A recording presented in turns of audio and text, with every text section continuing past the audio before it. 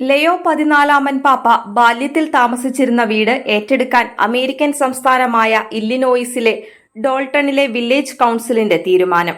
പുതുതായി തിരഞ്ഞെടുക്കപ്പെട്ട Dalton mayor Jason house ആണ് ഇക്കാര്യത്തിൽ വോട്ടെടുപ്പ് നിർദ്ദേശിച്ചത്.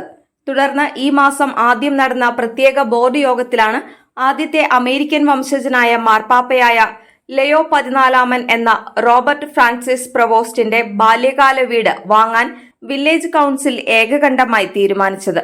ഡോൾട്ടണിലെ പ്രതിശീർഷ വരുമാനം $29,776 സെൻസസ് ഡേറ്റ പ്രകാരം പ്രദേശത്തെ 20% നിവാസികളും ദാരിദ്ര്യത്തിലാണ് കഴിയുന്നത്.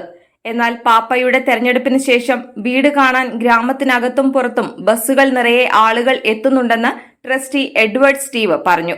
ചരിത്രപരമായ സ്ഥലത്തേക്ക് സന്ദർശകർ എത്തുമ്പോൾ പ്രദേശത്തിന് വലിയ സാമ്പത്തിക നേട്ടങ്ങൾ കൊണ്ടുവരുമെന്ന് അദ്ദേഹം പറഞ്ഞു.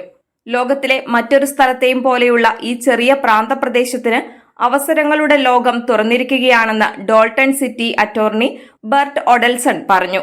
1955 സെപ്റ്റംബർ 14 ഇല്ലിനോയിസിലെ ബ്രോൺസ്വില്ലയിലെ മേഴ്സി ഹോസ്പിറ്റലിലാണ് ലയോ 14 പാപ്പയുടെ ജനനം. അദ്ദേഹത്തിന്റെ പിതാവ് ലൂയിസ് ഇറ്റാലിയൻ ഫ്രഞ്ച് വേരുകളുള്ള വ്യക്തിയായിരുന്നു. ന്യൂ ഓർലിയാൻസിൽ നിന്നുള്ള മിൽഡ്രഡ് മാർട്ടിനസ് ആണ് അമ്മ. പ്രവോസ്റ്റിന് ലൂയിസ്, ജോൺ എന്നീ 2 മൂത്ത സഹോദരന്മാരുണ്ട്. Saint Mary of the Assumption ഇടവകയിലാണ് പ്രവോസ്റ്റ് തന്റെ ആത്മീയ ജീവിതത്തിന് തുടക്കം കുറിച്ചത്. അവിടെ അദ്ദേഹം ഗായക സംഘത്തിൽ പാടിയും അൾത്താര ബാലനായി ക്രിസ്തു കേന്ദ്രീകൃത ജീവിതത്തിന് വേരുപാകി. ബാല്യകാലം ചെലവിട്ട ഈ ഭവനമാണ് ഡോൾട്ടണിലെ വില്ലേജ് കൌൺസിൽ ഏറ്റെടുക്കാൻ തീരുമാനിച്ചത്.